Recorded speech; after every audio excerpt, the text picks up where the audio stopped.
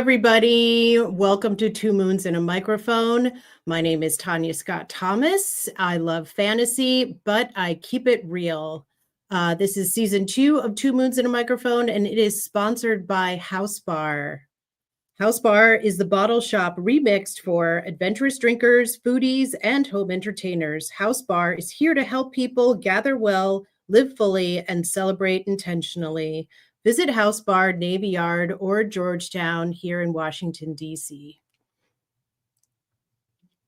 Hello and good evening. I am very excited. Hello to everyone in the chat. I see some new names out there, so welcome.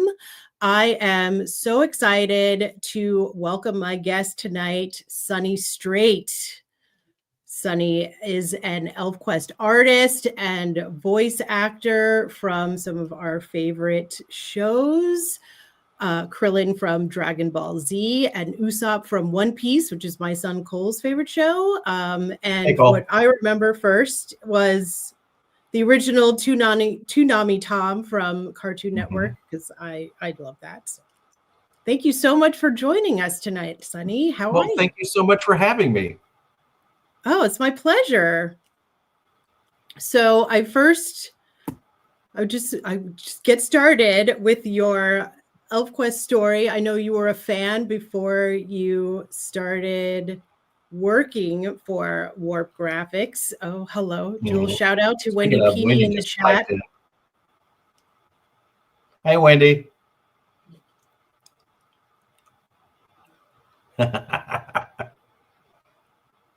So great. It's always a pleasure when Elf Mom is in the chat. So yeah, so can you tell us your ElfQuest story? This is how I always start with my shows.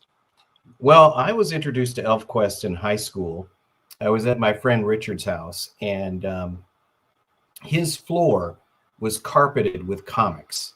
And he was off doing something else, and I was looking for something to read, and I just picked one off the floor, and it happened to be ElfQuest.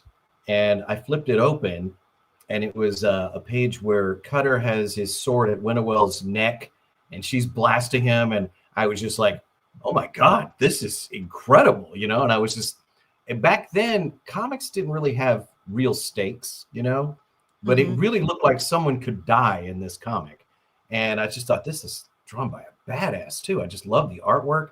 And I was trying to figure out who this badass dude was who drew it. And I went to the cover, and it was like, Wendy. The dude's name is Wendy. That's amazing. This is like really like some of the best comics I'd ever seen at that point. And I just became an instant fan.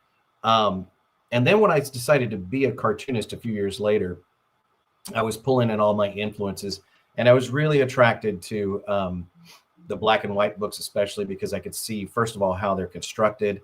And looking at Wendy's work, there was definitely a balance of blacks and whites on the page, which I had never noticed before. And I was like, oh, it's kind of like checkerboarding, you know, sort of to give a pleasant design, you should have black and whites. And then later I would watch and see how the blacks would lead the eye around the page and stuff like that. So it was a big influence on me learning how to draw. And then I was 22 at that point when I decided to be a cartoonist. And I had a few books published here and there, and I self-published a series with my buddy Billy Foster called Mr. Average. And then I became a voice actor. I just out of the blue, I'd been acting on the side since I was 14 years old. And it was a bit of a drama jock in high school and college, in that, you know, I had a full tuition scholarship for acting. And they covered everything but books, but I was depressed over a girl, so I couldn't handle it. I dropped out of school 4 times, 4 different schools, trying to make it work. And then finally, when I got published, I just said, forget school, and just gave up on it. But I still focused on acting. I did a lot of theater in the Dallas-Fort Worth area. And Funimation came to Dallas. They're the company that did Dragon Ball Z and many other shows, One Piece as well. And I just thought I would audition. I didn't think I'd get a part. But I thought it would be fun to audition for a cartoon. And I got the part of Krillin, and Cartoon Network liked what I did with Krillin and asked me to audition for Toonami Tom, as you mentioned earlier. And when I got Toonami Tom, I was like, I think I stumbled onto a career here. And we started watching the numbers go up. I think we were like 25th place with Dragon Ball Z. And then we watched it go up to number 1. And then it became the highest rated animated show in American history. I'm like, I don't know what that means, right? But it went to Comic-Con. And I'd been to San Diego Comic-Con as a struggling self-publisher, right? Well, now I'm going there to sign autographs for this TV show. And the lines are like forever, right? And I kept hearing Wendy Pini's name.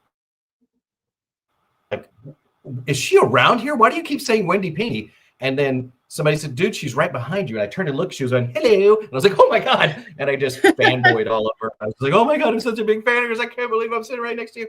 And what I found out was that the Funimation table had so much merch on it, there was no room for us to sign. And we were off having lunch. But he had asked Richard if it would be okay for us to sign in his booth area.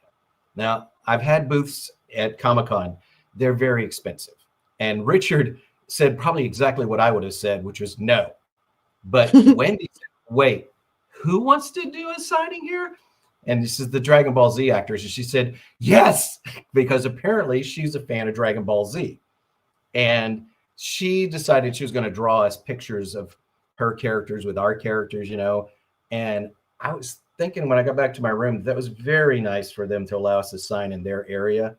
And so I drew a picture of all of our main characters and Cutter looking at them like, who are these strange creatures? And basically I left big open voice balloons so that each of the actors could thank the Pinis personally for allowing us to sign there. And she looked at it and she said, wow, this is more on model than anyone we've hired. And I went, oh, thank you. Well, I'm also a published cartoonist, you know. And she said, you are? And I said, yeah. And she said, do you want to draw for me? And then the floor vanished and I was like suspended into outer space for about years. And I came back Sonny the White and I said, is that a trick question? Yes, I will draw for you. I would love to draw for you. But when I got home, I realized this was a golden opportunity for me. I had just tried out like 6 months earlier for the Washington Post Syndicate contest. They were gonna for comic strips. They're allowing people all over the world to submit a month's worth of comics, and if you won, you got an apprenticeship with an established cartoonist. And I was like, I've always wanted to study under a master. This would be great, right? And I got a letter from one of the judges who was also an editor at the Washington Post. And she said, I want to let you know that yours, and I did this, I have to say, I did this with my partner, Billy Foster. He was the one doing the writing. And he says, I want you guys to know that it's the best strip we had, but you will never be in the comics because you guys are way too edgy for comics. And I was like, shoot. But now here's Wendy Pini wanting to hire me to draw ElfQuest. And I went, no, wait. I called her up and I said, hey, I want to change the terms a bit.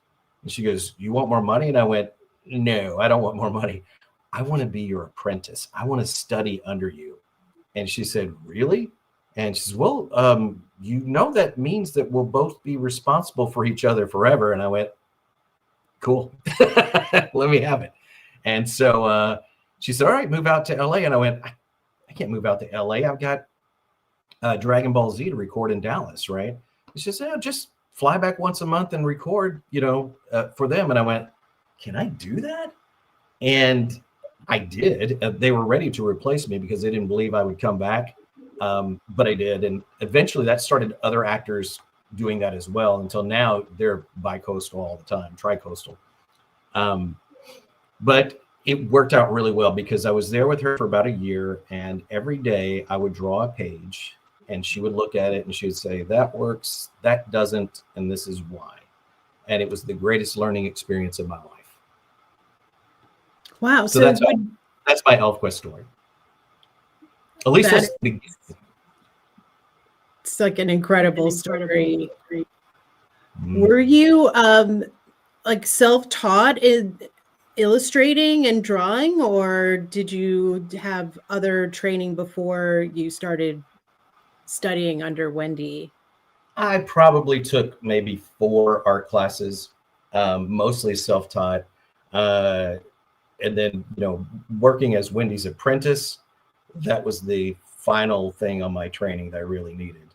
She helped me get from a good level to a professional level. Incredible. And, back in high school and college, I was the staff newspaper for 3 different schools. But on your own and writing for somebody who's been doing it for such a long time. Well, also, Wendy's a bit of a Mozart when it comes to drawing. And I'm very comfortable in my solitariness around her. But I see it. I hear that magic flute when I look at her artwork. So she had that gift from the beginning. Me, I have to really, really work at it. Well, oh, wow. I can't disagree at all. I think that, I'm a huge fan, but I'm a huge fan of your work too. Wendy's work is so unique, and I cannot draw at all. So I'm curious how the relationship was. It wasn't to like mimic her style, but to, I guess, I see it. You seem to like honor her style, but have your own style at the same time. Well, how does luckily that we're work? very similar people in a lot of ways, and especially when it comes to what we appreciate artistically. When I did a book for Tokyo Pop, they hired me to do a couple of graphic novels, and they wanted me to draw in a manga style. And so I did my best manga imitation. And then I got the rights back to the book, and I started drawing it myself, and it looks a lot more like ElfQuest. You can not quest, but you can see there's a kinship there between the two of us. And so it's a little easier for me to realize what she's asking for, like even when she gives me like a really rough layout that's practically like stick figures, but what they are. I can finish it to look a lot like hers. I would say her inking is a little different than mine. It's probably a little bit tighter too, much more loose inking style, but our coloring is very similar. And I don't know if it's just from working together, because I'd already seen ElfQuest, and then she hired me to do the final quest. Sorry, when I was doing the final quest, I could see like she'd color some panels herself, and so I would have to kind of match that, or at least get the same kind of feeling in the color. And so I think after coloring Final Quest for so many years, and then we started doing the Stargazer's Hunt. By then, I knew how to do the Pini coloring, and that on top of my drawing, which is similar to hers, I think it made a nice seamless transition. So much so that a lot of times we look at, especially Stargazer's Hunt, and Wendy and I are both going, I don't remember if you drew that or I drew that. Yeah, I was just for my prep going, this was Wolf Shadow. Yeah. Was this the first book that you worked on with Wendy? I think Wolf Shadow was the first story we did, and then we did Troll Games and Soul Names, and both were in All But Blood, the collection. But I believe that was the first story we drew, because that one, Wendy said sometimes she likes to ask artists she works with to come up with a life lesson that they've learned, and we'll try to incorporate that into the story. And I said, well, one thing I've learned is that just because everyone believes something to be true does not mean it's true. And she went, okay, let's work with that. And so she had this idea that everyone thought Skywise is dead except Cutter, and he refused to believe it. And we started from there and created that story, Wolf Shadow. Wow. It's just as fresh as when it came out like 25 years ago. And I can see what you're talking about in the pages of the balance between like the black and white. Wolf Shadow is a black and white. This is a standalone comic for everybody, but you can read it on elfquest.com. Check it out. Mm-hmm. But yeah, the layouts are so sophisticated. And Well, that for the most part is Wendy. I've only laid out a few pages in those. And as a matter of fact, when we did Stargazer's Hunt, it was supposed to be me drawing the whole thing, right? And I did the first 4 pages, I think. And then Wendy had sent me some notes on actors, and I was looking at it and I was like, she really is putting, she told me she didn't want to draw anymore, right? And I understand it's an exhausting job. I get it. Comics is exhausting. But I could see the line work that she put in there. It was a picture of Jink as a little girl. That's what it was.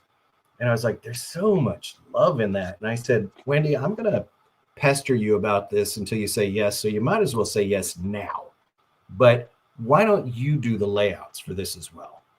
And she goes, oh, well, I've been drawing them anyway. And I went, well, why didn't you show them to me? She says, well, I didn't want to step on your toes. And I went, you can step on my toes. Let's get this visual.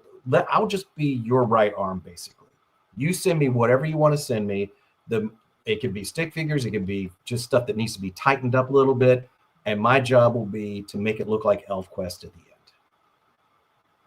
So those layouts, nobody lays out a page like Wendy does. That's probably where her genius begins.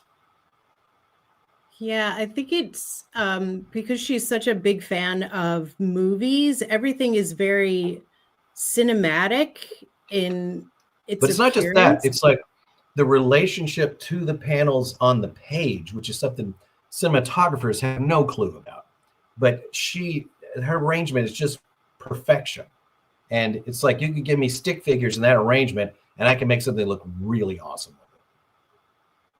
No, I loved Stargazer's Hunt, as you well know. I gushed about it. David and I gushed about it so much. I was just so happy to see the conclusion after the pandemic kind of delayed the last 4 issues coming out. So everybody, you guys can pick this up from Dark Horse Comics. This is the hardcover version. It is gorgeous. It's so beautiful. I hope to meet you someday in person so I can have you sign it for me. Oh, that'd be nice. Oh, be lovely. Yeah, it's just such a beautiful book. I love the themes in it and the art as well. And it's just one of my favorite stories. I think it it's really nice. became and I don't know, Wendy just really accepts all of you into the work as well. I was at her house and I just lost a dog that I'd had. I think he was 16 and we'd had her 14 years. And I was telling her a story. When did Wendy say you were right there with Stargaze? I was very lucky to be at Awesome Con the year that the book 2 came out, and like they had just gotten a box. There was like some delay and they thought it wasn't going to be there. And I was like the second person at their table. I was so excited. And that's awesome. But I was telling her a story about this dog and how it got into it was a little Chihuahua pug mixed. I think the official word is chug. And he looked like a giant Chihuahua with a big old Chihuahua head, right? And he thought he was king of Chihuahuas. But I was walking him on a leash and some German Shepherd from across the street ran over and grabbed that dog in his jaws and was shaking my dog. And I'm like hitting him on the head, like, let go of my dog, let my dog. And finally, the dog, I just turned with like, give my best Bardock voice, go home, and he just like, and went away. And I got the dog back to the house. He was okay. He was perfectly fine. But I was telling her about like how even in the dog's jaws, my little dog was trying to go for the jugular. He was like, ah, he's still fighting, And she said, you know what? We should honor him in this story. And so Goldruff has a wolf called Blackdale, which is named after my dog Dimsdale. And yes, Dimsdale. Oh. And so it was, I guess, because maybe because I was crying when I told the story, but she had this great idea that instead of fighting another dog or wolf, whatever, he fights a bear because it would be bigger than him as well. And it was just this great little story about how this wolf chose to end its life, down fighting. Mm-hmm. Yeah, I love how you guys have been able to incorporate these little moments from your own real life into the story. I think that's what makes it resonate so much more with the readers, because they can relate to those things, and it comes from like a grounded place, and I think that's why the books continue to connect with people, and it's just gorgeous. There is a question from the chat. Does classical art play any part in your process? Yeah. Especially the coloring process. I love Van Gogh, and I love Dali, and one time I went to there's a guy named Barnes who owns a lot of famous paintings, and they were a traveling exhibit that came to Fort Worth, and there was a Toulouse-Lautrec painting, and it was called Rosa la Rouge, and it was this redheaded beauty that he had drawn a picture of, and I had brought a box about this big full of crayons, and I was in my 20s, but I did this really detailed study of that, and I realized that was an easy way to study paintings. Is just take a box of crayons and just get the ideas down. So it was a huge influence on me as a colorist, and also you got to learn classic drawing, things like how to build the body construction, and things like that as well. So yeah, classical art goes. As a matter of fact, I think the more classical art you learn, the more weapons you have in your arsenal when it comes to art in comics. Hope that answered your question. Well, thank you. Thank you for the question, Simone Farber. Longtime fan. I had a question about the Troll Games and Soul Names and the In All But Blood story. Mm-hmm. So this was like 2002-ish. So did you know back then what was going to happen with the Cutter to Maine Skywise situation that comes out in Final Quest? That is a really good question that I don't know if first of all, I don't know if I'm allowed to answer, but yeah. Well, Wendy told me Wendy told me a lot of secrets back then.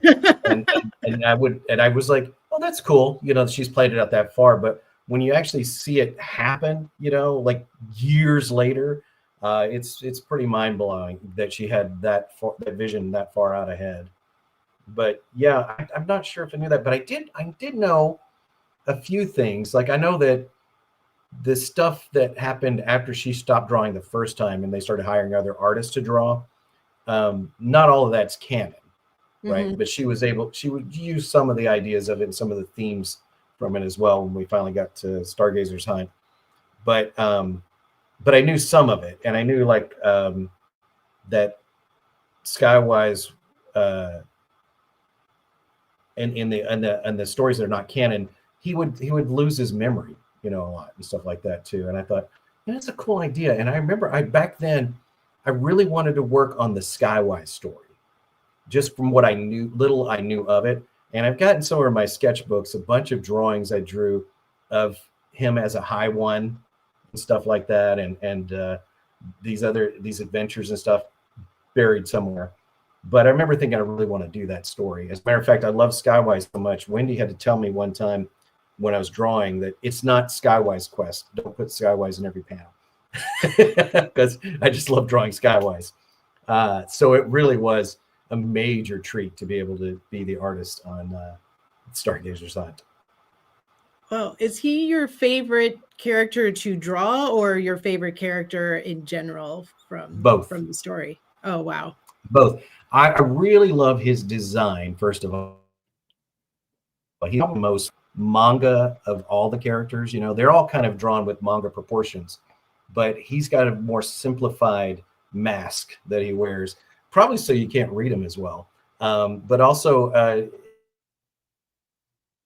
I think it's easier for the audience to relate to in general. So I think that's why he's a lot of people's favorites. But I just love that particular mask that's used.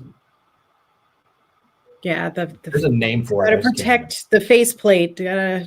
Got to protect the butte, like the grill, you know. Well, that's true too. And that faceplate is so cool as well. It's just so iconic. He might be the most iconic looking character in the series.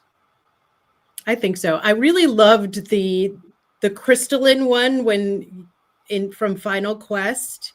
One that has a star on the top here. Yes. Let me tell you right now, that's a bitch to draw, especially at an angle and in color. It was just like, oh no.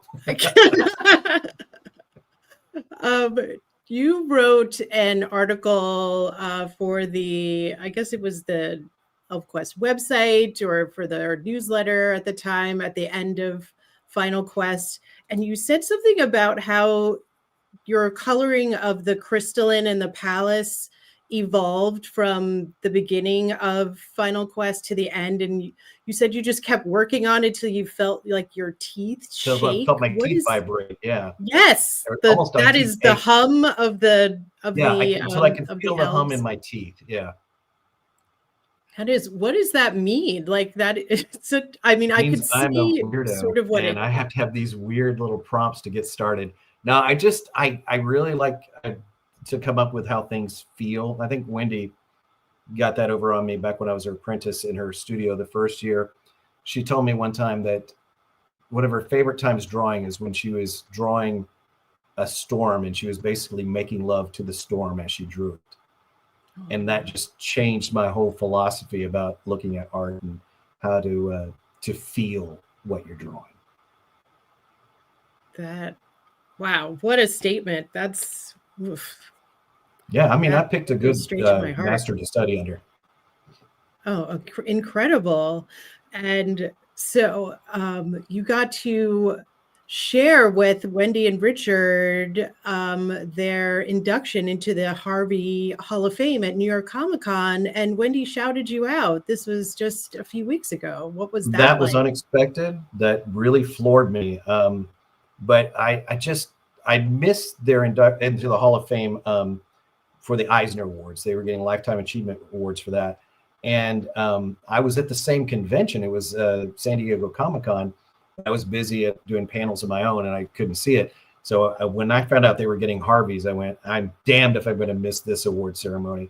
So I asked my agent if she could get me a pass to New York Comic-Con because I want to see the award ceremony. And Richard helped me get tickets to go see the award. And it was I just wanted to be there for support, but to hear my name called out was kind of a very proud moment in my life, actually.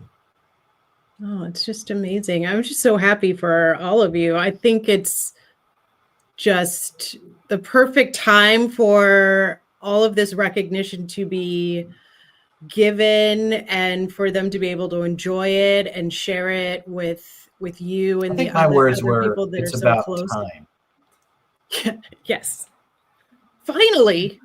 Yeah, exactly. These two should have been recognized a long time ago. I mean, they were recognized a lot. But I mean, as far as the Eisner and the Harvey Awards, I mean, they should have got those years ago. I mean, nobody was doing what they've done. They created their own mountain to climb, you know? And at the one point, that mountain was higher than X-Men. That's just mind-blowing to me. And also, you know, go ahead, but their spirit of independence, you know, even though they're at Dark Horse now, they've been at Dark Horse, they've been at DC, they've been at Marvel, and they've gone back to self-publishing. I don't know, very few people can experience that and still own the rights to their characters and own the rights to their books.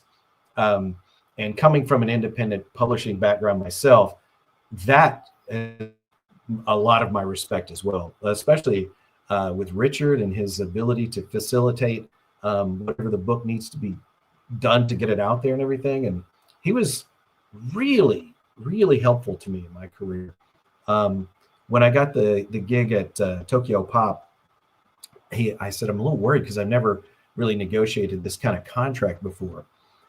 And Richard said, well, the first person who gives out the first person who gives out a number loses. And I said, well, how do you make sure you're not the first person, right? And he said, here's what you do. They're going to ask you how much you want because they want you to get that first number. He says, when they ask you how much you want, you say, well, I want $300,000, but I have a feeling you're going to offer me less. And then have in mind what you really want and ask for 5,000 more than what you really want. And so I had the negotiation over the phone with the Tokyo Pop executive, and he said, well, how much are you wanting to make off this book? And I said, well, I want to make about $300,000, but I have a feeling you're going to offer me less. And he said, yeah, we can't do that. And he said, well, we could do this. And so I asked for 5,000 more than what he was asking for. And then he said, well, no, but we can put it up to this number. And that number was the number I wanted. Exactly. And that was all because of the advice Richard gave me.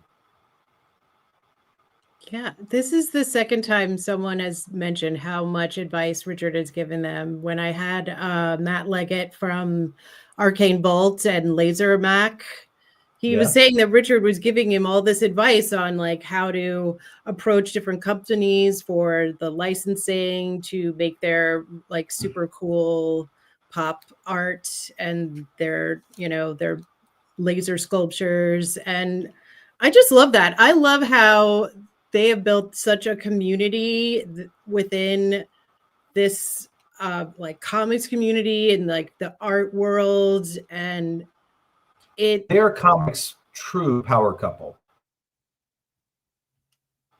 and they rely on each other to get this thing going. Yeah, I love but Richard also yes. co-plots these things. Yes, Richard is why ElfQuest is where it is today. You're right. I mean, absolutely. He really knew how to get it out there. Wendy, just you know, this Mozart of talent, just pouring stuff out. You know, Richard is like, okay, I'm getting that out there. You know, but also incredibly helpful at coming up with plot ideas and stuff like that too, and even a certain script formats. And I remember when we did Troll Games and Soul Names, Richard had come out to the studio, and we had decided we're going to tell how Cutter and Skywise got recognized. And we had a bunch of jokes planned for it as well. It was going to be fun as well as serious. But all we were telling him were the jokes. And he goes, whoa, whoa, whoa, whoa, wait. If you are going to tell this story, we got to take this very seriously. And we're like, yes, sir.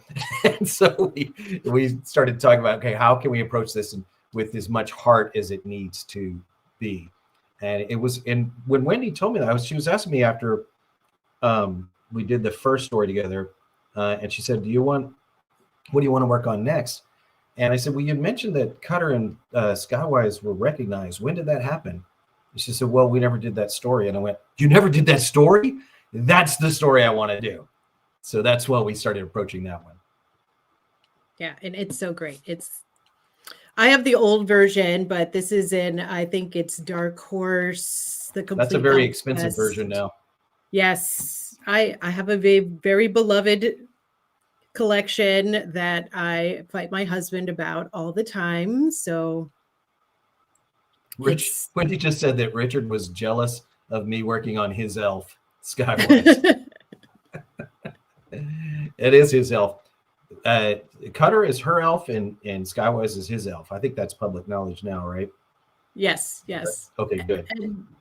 And they were going to kill Skywise off in like the original cast. Oh, that's one of my favorite things too, because there's a scene he was going to die off this cliff, right? And Richard said, "No, you can't kill Skywise. He's my favorite elf."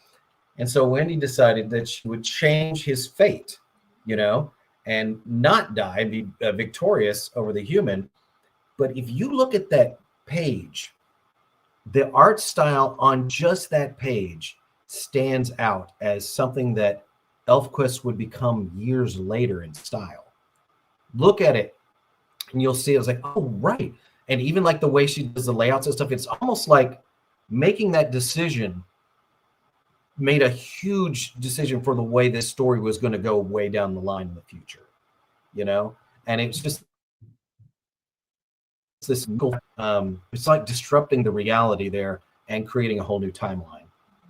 And you get to see a fragment of what ElfQuest would be even in style later. And then the next page, it goes back to where the style was the page before it. Oh, I'm going to check that out. Take a look at it. These insights. This page is the styles on this level. This page is what ElfQuest was later. And then the next page, it went back. It just skipped way ahead. It was almost like, I don't know, maybe she was thinking, I don't want to put words in her head, but this is like, well, I got to put all of my energy in this and make it valid and make it work, and it did. And it worked beautifully. Matter of fact, I don't even know that ElfQuest story would have gone on so long at that point. Oh, I'm right. Cool. Good. Wendy says you're right. So that is incredible. Yeah, there would be no story. I mean, if it's well, there'd be a story, and I guarantee you it would be a great story because Wendy was at the helm of it. But I think it would have been a lot shorter. I think the core, what became after that, the story became all about the relationship between these two brothers in All But Blood. And from then, that created this epic tale that, the whole ending of ElfQuest and then finally the Stargazer's hunt is still about the relationship of these two guys. Yes, very much so. It's so true. I love having these insights. I could not agree more. This is such a treat for me. So I'm fangirling out. But so I know that there are some friends in the chat that are here because of your voice work. Oh, cool. And you talked a little bit about how you just on a whim were auditioned for Dragon Ball Z and then it went on for 20 years. What is that like? Like to it's a lot like ElfQuest.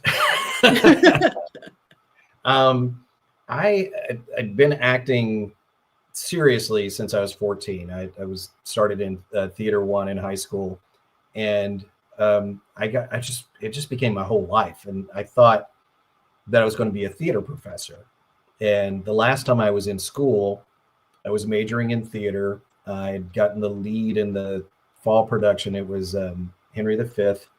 And while I was doing the show, Billy and I got a short story published. So after that, I dropped out of school. I finished the play. I dropped out of school and focused on comics. And I still had that desire to act, though. So I did a lot of theater, a lot of community theater, and a lot of semi-professional theater in the Dallas-Fort Worth area, but nothing I really took too seriously. I mostly did it for free because I just loved acting. And then Funimation moved to Texas, and they're the ones who do Dragon Ball Z. And they had open auditions, so I thought, yeah, give it a shot, Did I tell the story already?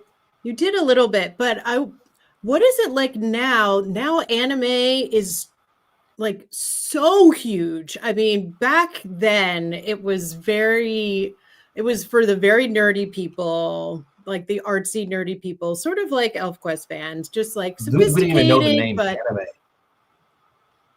I'm sorry. It was called Japanimation to most people at that time.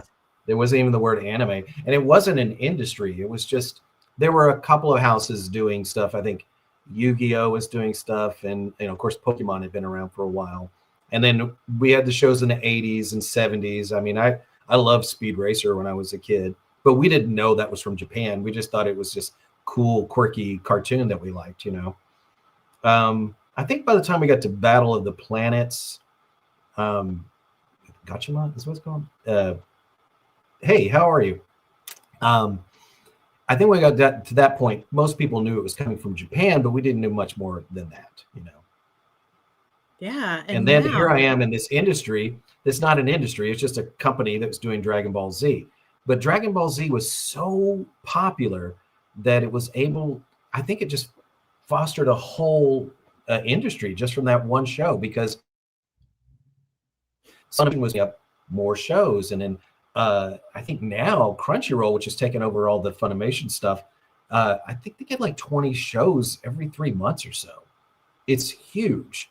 And now you got shows like One Piece, and you got protesters fighting fascism across the world carrying a One Piece flag, as and in some country. So I'm very proud to be a part of that, but it's kind of strange to me because when I was in college and I'd studied about artistic movements like the Dadaist and the Surrealist, I wanted so badly to be a part of some artistic movement, and turns out I was a part of one and didn't realize I was in it. Probably one of the biggest movements to hit the United States. The anime movement is huge. Yeah, I mean, it's just exploded. I mean, I tried to get my son Cole, who is the huge One Piece fan, into ElfQuest, and I kind of missed that like window, because he was like a teenager and then he doesn't want to do anything that I like. But I was watching like anime back, like I was watching like Gundam Wing and like falling asleep to like Toonami and Adult Swim, and now he's coming in like he's discovered it, like watching Naruto and One Piece, and I just have to like let him be cool. Like, okay, yeah, you got your cool thing, and well, awesome. Cole, let me tell you this, Cole, if you like One Piece, you will love ElfQuest because it is very similar in structure, in that not structure as far as the plot, but it is an epic tale that goes on and on and on. It's been going on for 45 years. So it has the same kind of gravitas as a good anime does. You will cry, you will feel these emotions, you'll feel anger, you'll every emotion you can imagine that you get from One Piece, you would also get from ElfQuest. I keep trying to tell him that, but thank you for saying that. So these are questions from Cole. He wanted to know what your favorite One Piece arc is. Okay, that is Water 7. For those in the know, Water 7 is probably, I think it's our best arc in general. But the character I play, Usopp, is this coward who is overlooked a lot of times, but he gets money that he is carrying for the crew. He gets robbed and beat up, and he's angry and frustrated and humiliated and crying. And that was my favorite scene I've ever played in anything.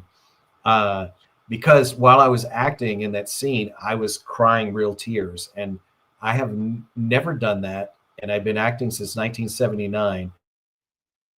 And there, the looking character that looks like a clown is making me cry real tears as I'm recording it, which blew me away. I was like, wow, there's a lot of depth to this story and a lot of depth to this character.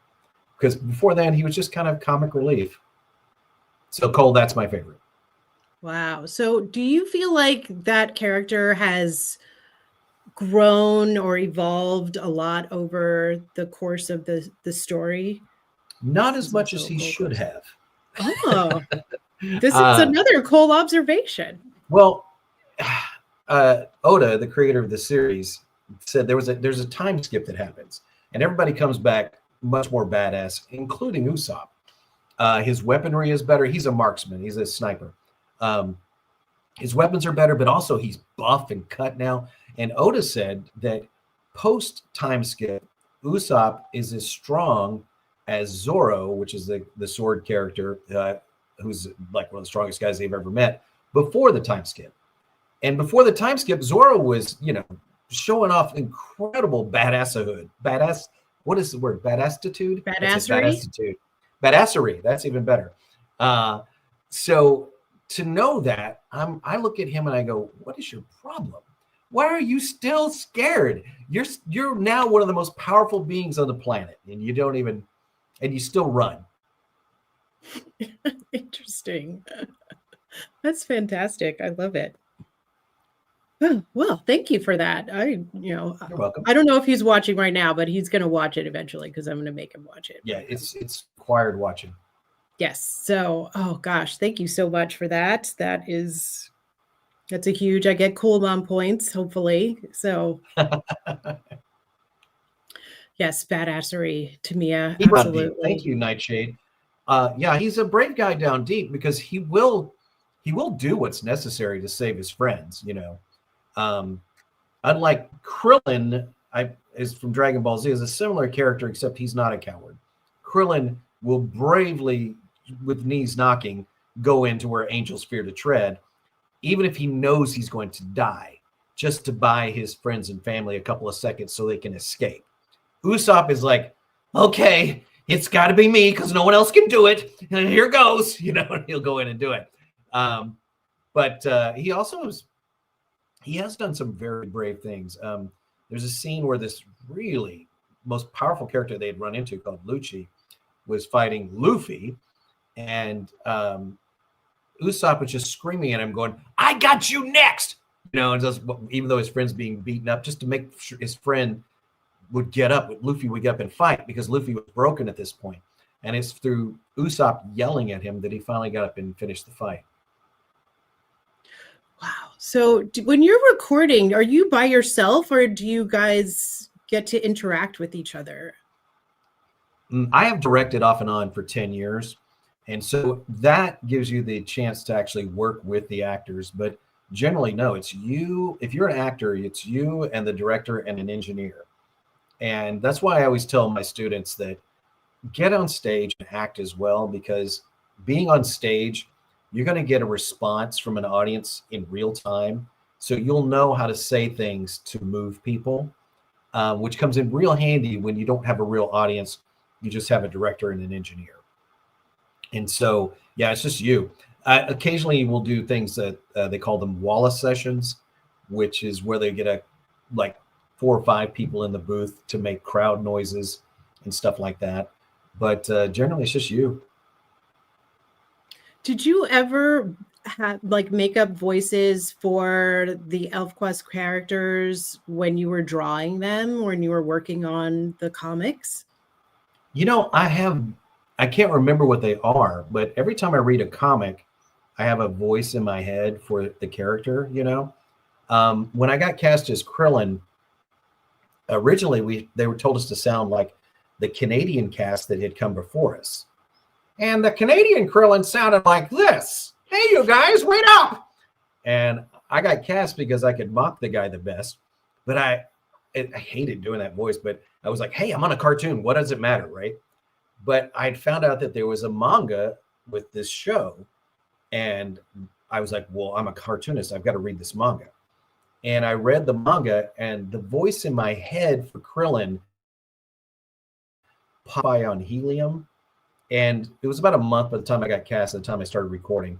So when I finally got to record, I did that Canadian voice, and the director said, that sounds just like the Canadian version, but I really can't stand that voice. Can you do something else? And I said, yeah, man, I can do something else. And he goes, what do you have in mind? I went, on helium. He's like, what would that sound like? I don't know, something like this. Come on, let's go, guys. So he was like, yeah, use that. So yeah, I know I have voices in my head when I read it. And if I really wanted to come up with a voice for them, I would read the comics and just listen to what the voice is and try to do that voice. And you actually taught the actor that was the voice of Cutter for the ElfQuest audio movie, Alejandro Saab. So yeah, he's a fantastic actor now. He started out as a podcaster, and he played drums, and he took my class, took my advanced class as well, and then he became an incredible actor, and he ended up being on the same game that he does on his podcast. He was a character on that game.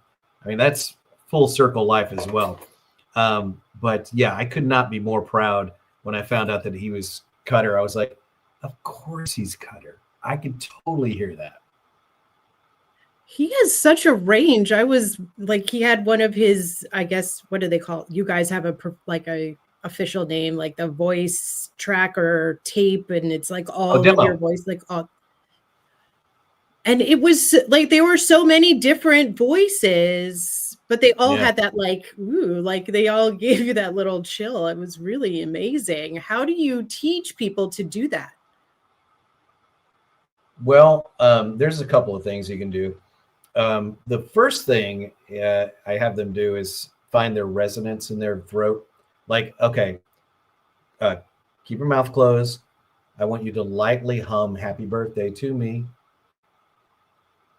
Go ahead. You want me to do that? Mm-hmm. Oh, God. No, don't push it. Just really relax. Now say, hi, my name is Tanya. From there. Hi, my name is Tanya. Yeah, that is your most resonant area. If you can relax your voice and hum that and speak from there. Now, you don't always want to use that, right? But sometimes to make a point, you want to find the resonance. So that's one of the first things, like day one, I teach them how to find their resonance. Now, as far as teaching people to come up with different voices, I don't teach that. Some people can. I'm one of those people who can do different voices. Alejandro is definitely one of those guys that can do that. As a matter of fact, a lot of the original Dragon Ball Z cast members could do many different voices. As a matter of fact, that's why we were hired, because they didn't know a lot of actors. I think we had maybe 10 people at one point working. So we had to have people who could do multiple voices. But these days, it's such an industry that you will probably be typecast. You know, they'll find the voice that they want. And what they're really looking for is people who can act. You could give me a demo and the voice could be exactly the same, but you give me 5 or 6 different real emotions that I can feel from the line. That's all I need to hear. I know you can act. And if I find a character that suits that voice, then you're in. There's a guy named Micah Solisad, incredible actor, pretty much always is in demand for his regular speaking voice. On Yuri on Ice, I had him play a Russian ice skater with a Russian accent, and he worked really hard and did a beautiful accent. But that was the first time I'd ever hear him do a voice other than his own voice. So that's not what I want to teach them. When I teach them, I want to teach them how to connect their emotions to the lines. Oh, that's awesome. That's amazing. And that's what we do on day 2 workshops. And how many days are your workshops? 3, 4 hours a day, usually Friday, Saturday, and Sunday. And you said that you were going to start up your classes again next year. Yeah, I'm not making an announcement or anything, but I do want to open up some time next year. This year I did like over 30 conventions and they're still not done with them. And so I don't have any time or voice left to teach. But next year I've only got 13 booked now. I'm going to try to keep it no more than 20 or so that I can have at least a month or 2 that I can teach, because I love teaching. There's nothing better than when you see the light go on in somebody's eyes and they comprehend it. It's just a magical moment. And I love getting people there. And I have yet to find a student who can't connect emotionally to the lines. It's a process and it's an emotional one, but they all get there.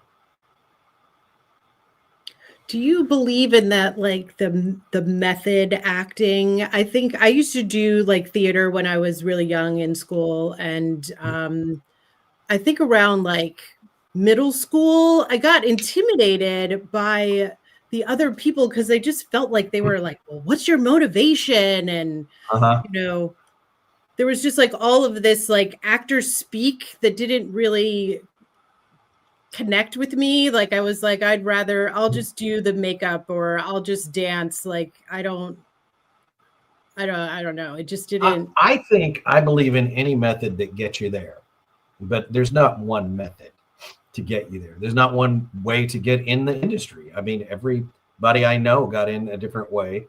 And once you get there, it's because you've developed enough somehow to be like, I've seen engineers who had never acted before, but had, through osmosis of watching a lot of actors perform, get in the booth and do a pretty decent job. You know, some of them did really good.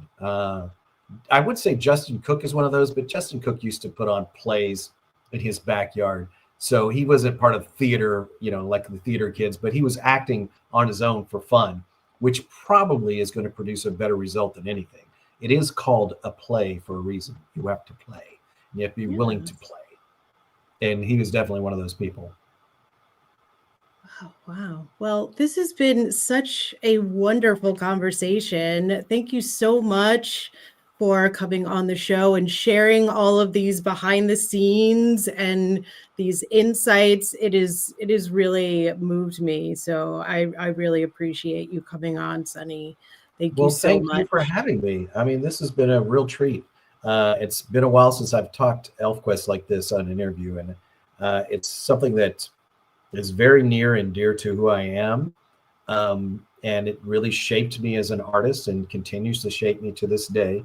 Um, and I could not be more grateful for the experience.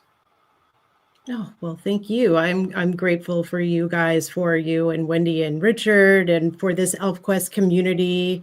And thank you to everyone in the chat.